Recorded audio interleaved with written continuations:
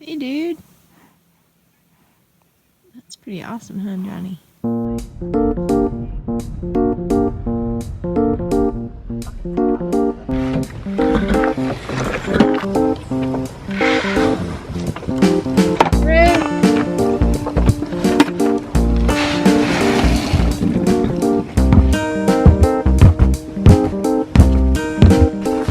I need a bigger tree. I didn't take into account that trees aren't glass.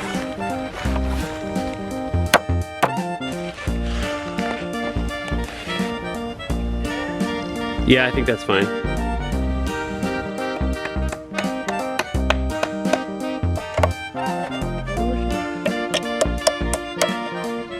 It's on there.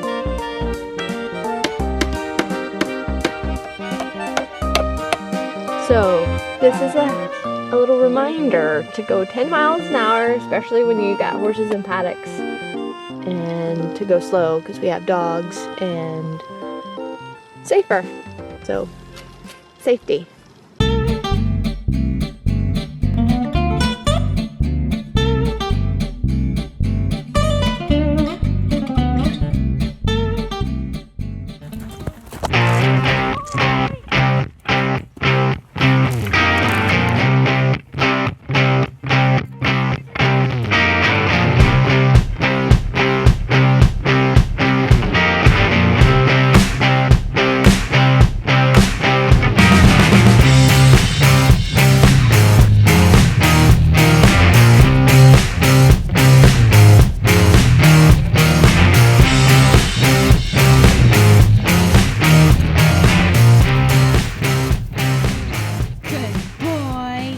Yes, that was so good. Good Christmas present. Good boy. I know it. You're so fun.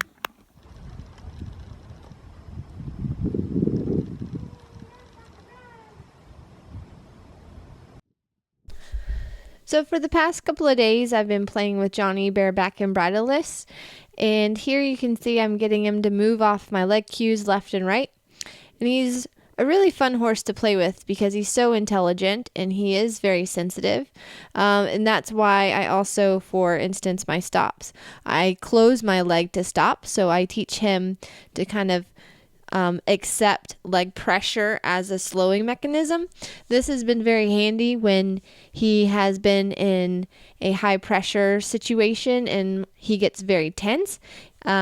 He can kind of sometimes feel like a cattle prod hits him if my leg hits him in a certain position. So doing this type of work really gets him to accept my leg and create the relaxation for when we are at the bigger events. So this has been really fun playing around with some of our lateral work. I'm always surprised at how much I can kind of get them to do. But again, this is what a training of your leg in your seat means. And he actually tries to frame up for me. And this has been where I try to really utilize the Bareback and Bridleless.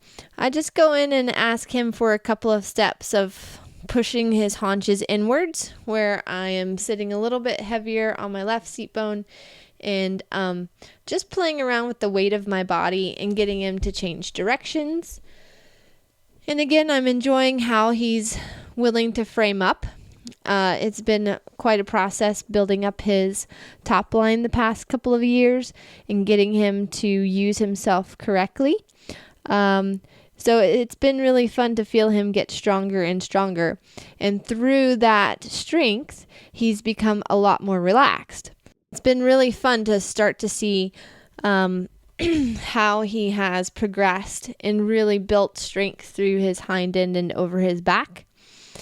And here I'm just playing around with utilizing my brakes. That's very important when you're riding Bareback and Bridleless.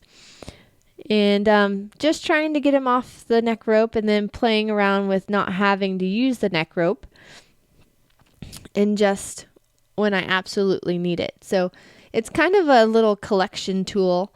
And here I'm asking him to do a counter canter.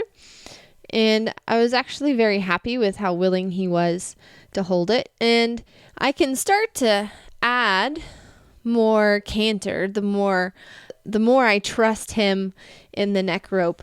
So I kind of allow him to stay at this nice relaxed speed. And you saw we were able to do a lead change. So again, I'm just playing around with how much I can keep him relaxed. And I do practice, sometimes holding it like you hold your reins. And then as well, playing over the cavalettis is really good for their minds. And of course, practicing the stop. Whenever I am doing this and then you start to add jumps, you really need to make sure that your stops are there, because he tends to get a little excited on the back side of fences. So that's why I tend to ask him to stop. And so then I decided to pop over the oxer a couple of times, and he was actually very good. I was just playing around with working out our rhythm. There's a lot of trusting going on, but it's very, very good for, especially when I need him on those big cross-country days. So I was really happy with him, especially when he pinged over this big oxer.